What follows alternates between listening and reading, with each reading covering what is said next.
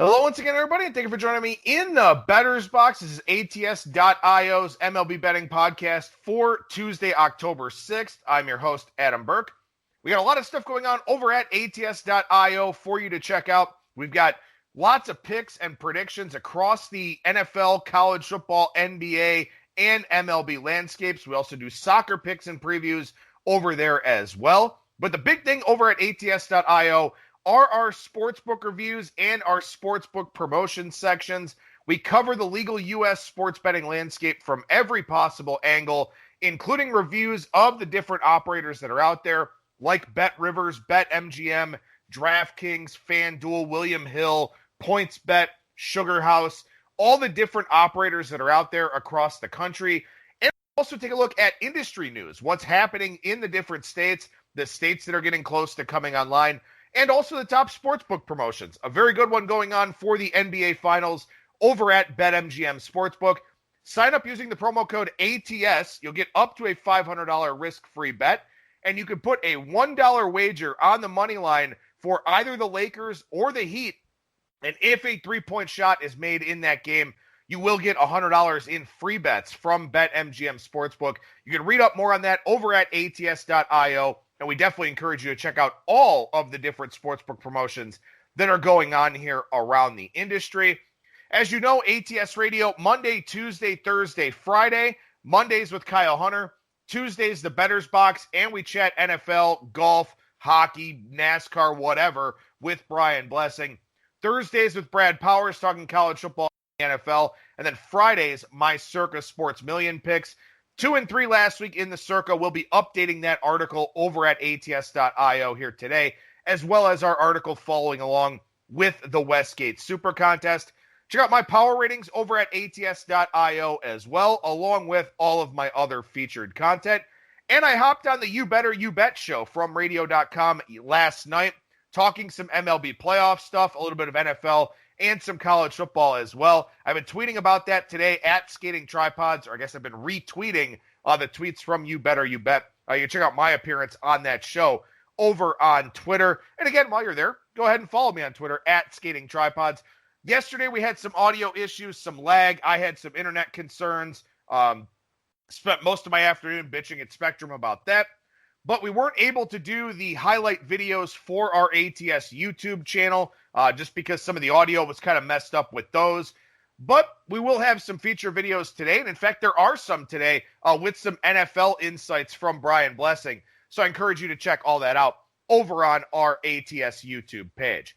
All right, so I'm here to chat baseball on the Bettor's Box today. And we'll start with a look at the ALDS, which, of course, the division series in the junior circuit started yesterday. The Yankees and the Astros drawing first blood. A couple of higher scoring games than we expected. Garrett Cole and Blake Snell in that Yankees and Rays game. Yankees scored 9 runs in that one. Then in the second game, well, I guess it was the first game, we had McCullers and Bassett. A lot of runs scored in that one. And I thought it was really interesting that Brett Anderson, who has pitched for the Dodgers, has pitched for the A's, of course now with the Milwaukee Brewers, he made a tweet about how differently the ball carries during the day at Chavez Ravine out in Los Angeles. And he's absolutely right. And we saw that in that Astros and A's game. And not only is that worth keeping in mind as this series goes along, but when you look at the 4 ballparks that are in play here in these bubble scenarios for the playoffs, they are generally regarded as very good pitchers' parks. But that's not always the case. During the day in Los Angeles, as I mentioned at Dodger Stadium, the ball carries really well. Petco Park, they've made some differences and some changes with the outfield walls. The ball carries a little bit better there now. Houston, when the roof is closed, it plays very differently. We'll see if the roof is open for any of these playoff games. It generally has not been for the Astros. I think I saw yesterday the last time the roof was open for a playoff game was the 2005 World Series. So the roof will probably be closed in Houston, but if you find out that it is open, that ballpark plays a lot different with the roof open. And then in the NLDS series between the Padres and the Dodgers, that one's at the new Globe Life Field down in Arlington, Texas, which when the roof is closed has been cavernous. The ball does not carry at all whatsoever when the roof is closed. But those are late games, trying to get it in prime time for the West Coast crowd in Los Angeles and San Diego. So if you find that the roof is open in Arlington, that ballpark will play a lot different. So pay close attention to that as we go forward here throughout the postseason to see if the roof is open in Arlington or not. Now, I don't know that ahead of time. It's something you may have to dig for a little bit on social media. Or if you see the total rising in that Padres-Dodgers series, that's probably a pretty good indication that the roof will be open. Again, with the late start times, more seasonable weather, the game's not starting until about 8 or 8:30 Central Time to get those games in prime time for California. So we may see the facility open. And again, they've got fans there as well, so they may want it to be open air because of some COVID concerns and considerations. So follow along with that closely, where I think the expectation coming into these series was for lower scoring games. It could be the opposite, depending on whether or not the roofs are open in Texas for those two series. And I do think there could be some runs in these American League series as well. As far as today's action goes, with these series already having started in the American League, you've got Framber Valdez and Sean Manaea in today's game for the Astros and the A's. And, the A's, it wasn't really talked about a whole lot because the White Sox were so dominant against left-handed pitching. But the A's were very good against lefties in the regular season as well, and they get one here today in Valdez. The Astros struggled with lefties. So we'll see how they fare today against Sean Manaea. I'm not a huge Sean Manaea guy. I'm a bigger Framber Valdez guy now that he's cut down on that walk rate. But the Astros did struggle against lefties, even though they're pretty right-handed heavy in the lineup. So that's kind of an interesting thing there. But just in general, by and large, and maybe this is something I should have keyed in on a little bit more for the wild card round, is that it was very clear that the Houston Astros just weren't engaged. They weren't invested. And when you expanded the playoffs to 8 teams, it meant that the top 2 teams in each division were guaranteed entry into the playoffs. And the Astros realized very quickly that the Angels weren't very good, the Rangers weren't good, and the Mariners weren't good. So Houston was in a position where they spent a lot of time trying to figure things out with the bullpen. They spent a lot of time dealing with injuries and stuff like that. They had a lot of injuries to the starting lineup as well. They weren't engaged. They weren't really invested in the regular season. And now we've seen them here in the postseason where they're 3-0 to this point, sweeping their wild card series, and then, of course, winning Game 1 against Oakland. This is a very different Astros team right now. And this is where maybe that chip on their shoulder, the us against the world mentality, and we saw Carlos Correa come out and talk about that after the wild card series. And maybe that's where this kind of comes into play now. They've figured some things out on the pitching side. They've gotten Valdez in good form. They've still got Zach Greinke. They've figured out some things with the bullpen, including some bulk relief work from Christian Javier. The Astros are just a different team right now. And quite frankly, they could very well, win this series in relatively comfortable fashion. The A's bullpen is the key to the series because this Oakland offense right now, without Matt Chapman, is missing a really key piece. The starting rotation is not great. Frankie Montas struggled during the regular season. Manaea had his ups and downs and, by and large, didn't pitch particularly well. Luzardo was very good, and he could be a key in this series. But it's really about the A's bullpen. And it's really about if the A's get to use that bullpen with a lead in these games. So I do think the Astros wind up advancing here. I think the Astros are just a lot more engaged, a lot more interested, and they still have world-class talent in that starting lineup. So, the Astros draw first blood in Game 1, and I think that that's maybe a precursor of what we can expect to see the rest of the way here. As far as the Yankees and the Rays series, not a great start for the Rays, with Blake Snell having some issues. He probably could have been pulled a little bit earlier by Kevin Cash. But, this Rays bullpen lost a lot of really key personnel over the course of the season. They lost a lot of guys to injury that they really expected to have. And a lot of credit to these guys that have stepped up and performed well in these roles and with a bigger role overall. Guys like a Pete Fairbanks, guys like a John Curtis, stuff like that. they've really stepped up. But this Rays team expected to look a lot different here with their bullpen throughout the course of the season. And because they look different here, I do worry about them a little bit in this series. Now, we'll get Tyler Glasnow today, Charlie Morton on Wednesday. That's a big situation for the Rays here. They need 2 good starts out of those guys. But right now, at this point in time, the Rays bullpen, and I talked about this a lot going into the full season, and I talked about it going into the abbreviated season as well. That Rays bullpen was going to be a massive advantage for them. And those guys have, as I said, pitched pretty well, but they're not the high ceiling guys that the Rays expected to have coming into this season and coming into this series. The Yankees, on the other hand, do have those guys. Even though Aaron Boone isn't as confident in somebody like Adam Ottavino, Jonathan Loaizaga has become a good weapon. Chad Green is a good weapon. Zach Britton, of course, is great. Aroldis Chapman, we know how effective he can be. The Yankees have the bullpen advantage in this series. And that's something that I probably would have debated if everybody was healthy for the Rays. But, they're missing guys like a Chaz Rowe. They're missing a Jose Alvarado. They're missing even guys like Jalen Beeks, or Colin Poche. They're missing guys that, would have potentially made an impact in this series. We'll see if they're able to cobble something together. I do really like Kevin Cash. He's a great manager, in my opinion. But, the Rays just aren't as solid and as sharp in that bullpen as we thought coming into the year. And that brings the offense into the spotlight. Can this offense stay with the Yankees? Because the Yankees offense has been phenomenal in their 3 playoff games so far. They've drawn a ton of walks. They've hit for power. They've done the things that you're supposed to do in order to win games in the playoffs.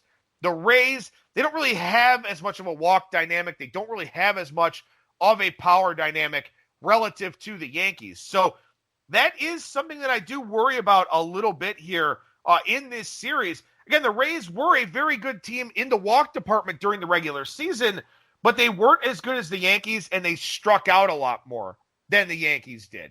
So they maybe need to be a little bit more aggressive so they don't get buried in these deep counts in this series. That's why I do think that the more patient Yankees, because they're more comfortable hitting with 2 strikes, do have an advantage offensively in this series. Now, we get Deivi Garcia and Tyler Glasnow today, and this is a very interesting handicap because Glasnow is a guy that can get a little bit erratic, can allow some of those free passes. And for Deivi Garcia, you wonder how long he goes in this game. I think this is a smart move here by Aaron Boone to some Garcia innings in between Garrett Cole and Masahiro Tanaka. And again, I'm not a big pitcher versus team guy, but Tanaka has had success against the Rays. And maybe it's just a situation where the Rays just don't match up against that slider splitter combination for Tanaka. So I like the idea here from Boone to try and steal some innings from Garcia, maybe a piggyback with Jordan Montgomery to give them a different look, something like that. I like this this idea from the Yankees here in game 2. Glasnow has a big start here, though, and this is a very important one for the Rays. You do not want to fall behind 2-0. Glasnow has the swing and miss, I think, but again, the Yankees don't strike out a whole lot. They will put a lot more balls in play in this series than the Rays will in all likelihood. So I got to say, I think the Yankees do advance here. It's easy to say after winning game 1, but I just think that, given the composition of both of these rosters here at this point in time, with the fact that the Yankees did beat Snell, with the fact that Morton has not been as sharp, I think the Yankees do advance here. And one other thing is that, the Rays lost the advantage of Tropicana Field. And that's something that they needed, especially facing a team like the Yankees. Tropicana Field is a ballpark that really suppresses offense. And the Rays, while their offense is good enough, they want to play those lower scoring games. They want to play the 3-2, 4-2 types of games. As I mentioned at the top of the show, Petco has been less friendly for pitchers over the last couple of years. The Rays need that lower run environment to really thrive and have a lot of success, especially in this playoff format. And not getting Tropicana Field, I think, does hurt them.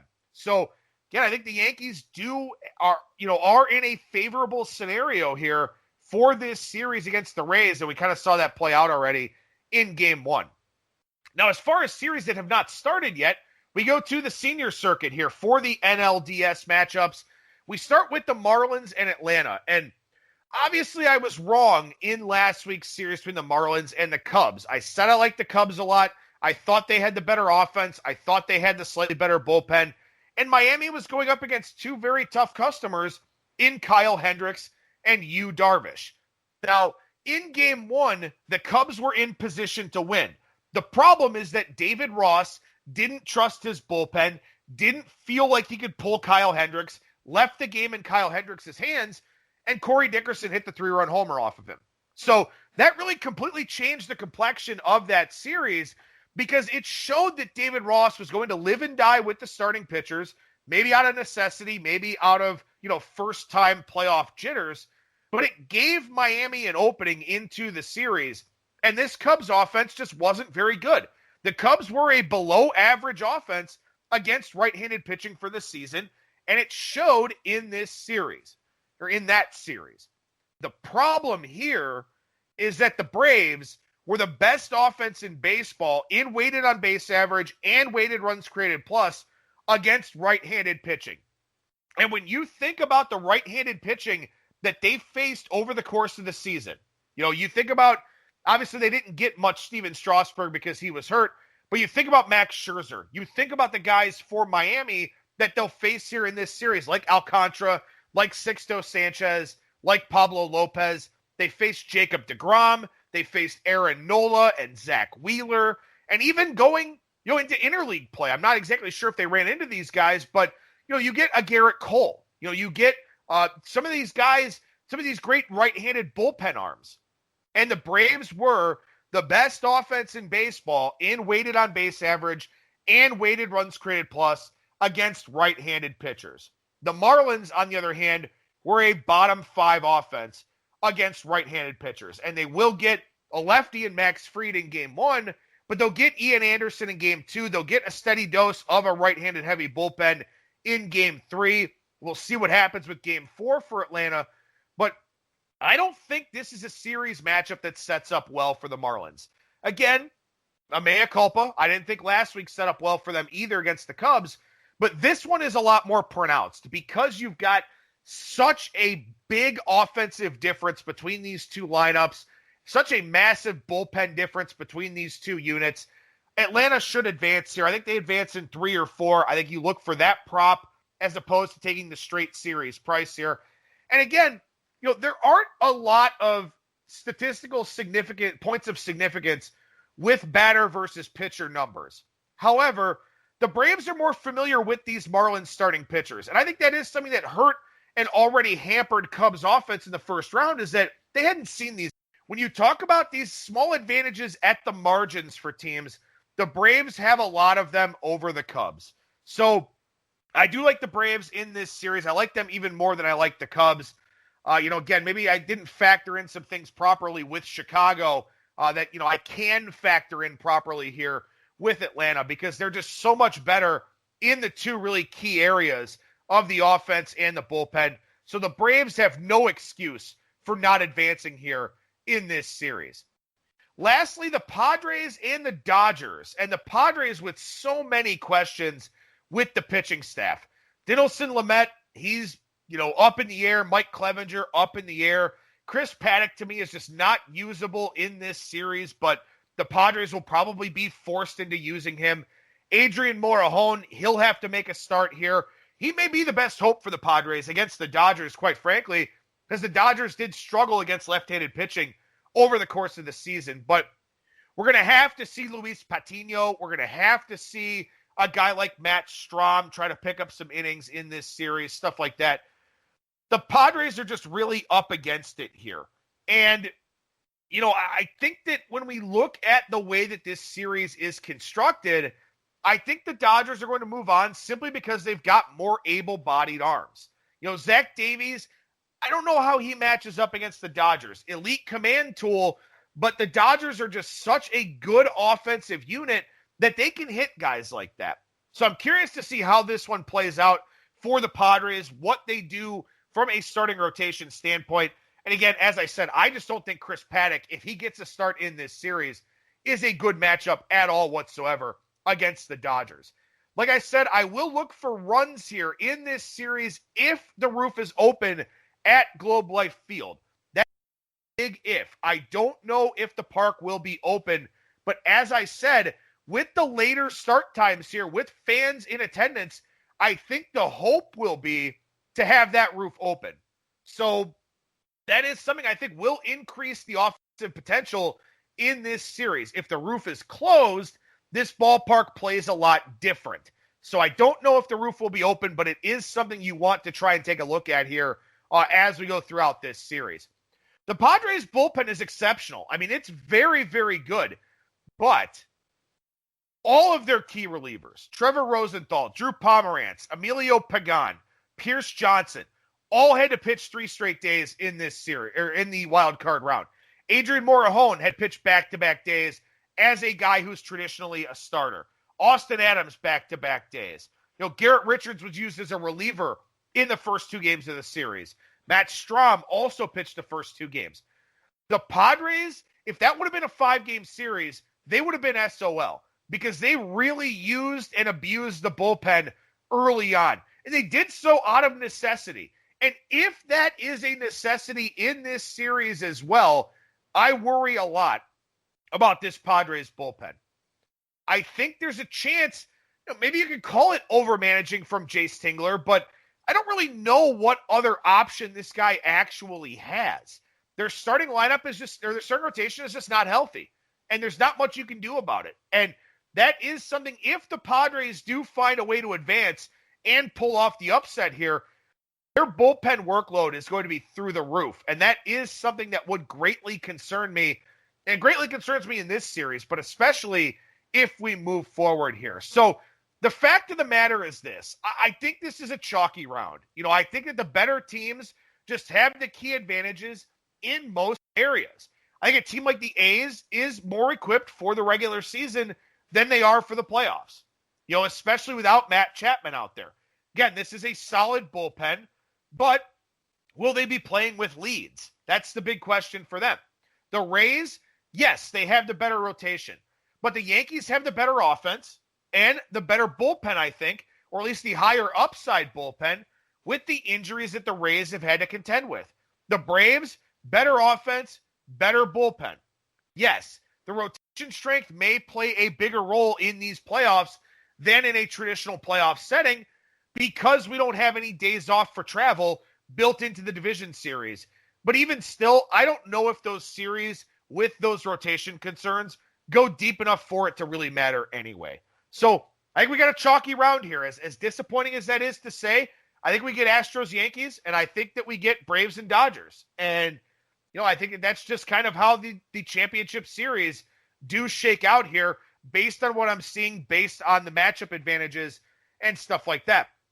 Now, of course, the big question is, how do we bet that? This is ultimately a betting podcast. So how do we bet that? Well, like I said, I think Braves in 3 or 4 is what you look at from a series standpoint. Whichever one you like the price on a little bit more. Maybe the Marlins steal a game, but the Braves offense is just too good, I think, in that series. Dodgers and Padres, same thing. I think it's 3 or 4. Maybe the Padres find a way to steal a game, but, again, their starting pitching concerns are just way too big for me to overlook here. The Astros and A's series, I think, is interesting. I think that this may be one that could go 5, but if the Astros win today and they've got Greinke in the elimination game tomorrow, Greinke matches up extremely well with Oakland. So that is something that I would be concerned about. And I also think, too, that, again, with the Astros more engaged in the Greinke game tomorrow, even if they face Luzardo, I like the Astros in that one. I think they'll want to put that series away. They will not want to extend it because of their, rotation depth concerns. I think they put that game, or they put that series away in 3 if they win here today in that Valdez and Manaea matchup. And like I said, I think you look for offense in spots where you can find it. I think the Padres-Dodgers series, again, if that roof is open, you look for offense there in that one. The series in Houston with the Braves and Marlins, I'm not so sure about the offensive output in that series with the roof likely closed. But, again, that's one where the Braves do have some familiarity with those Marlins pitchers, and maybe you can prey on some lower totals in that series. Or, again, live betting, clearly an option across the playoffs with so many swings and all those types of things in those seasons. So I think there are betting opportunities to be had, but I also do think that it will be a chalky round of teams that move on to the ALCS and the NLCS. We'll be back next Tuesday with another edition of the Bettor's Box here on ATS Radio. Again, a reminder, no show next Monday. I got some things to take care of, so we will move Kyle Hunter to Wednesday for next week here on the ATS Radio family of shows. That'll do it for me. Thank you so much for listening, everybody. And remember that you will never strike out when you're in the Bettor's Box.